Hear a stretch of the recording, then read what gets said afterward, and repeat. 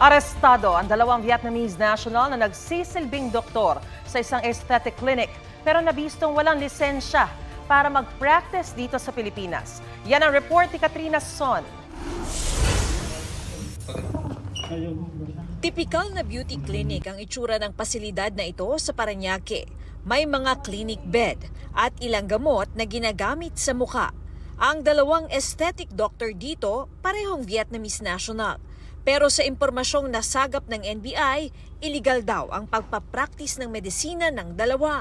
We have at least 2 individuals who went to the office. Ang sabi po nila, they have a schedule for aesthetic clinic po.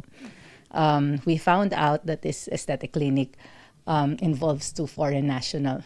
Nang makumpirma nila sa Professional Regulation Commission o PRC na walang ang lisensya ang dalawang Vietnamese para mag-practice ng aesthetic medicine sa ating bansa, ikinasa nila ang operasyon.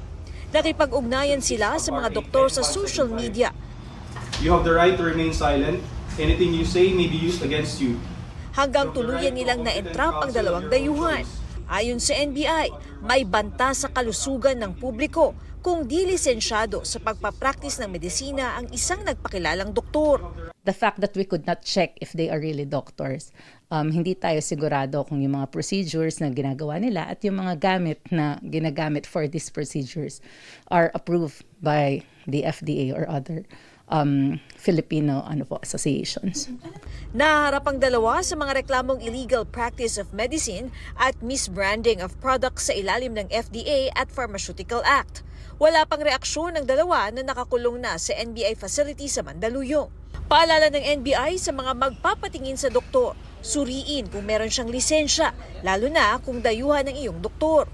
Marami po kaming mga sinesurveillance ngayon na mayroong mga foreign nationals na nagpa-practice ng aesthetic ng medicine dito sa Pilipinas. Tignan din kung aprobado ng FDA o Food and Drug Administration ang mga gamot sa klinik. Katrina Son, nagbabalita para sa GMA Integrated News.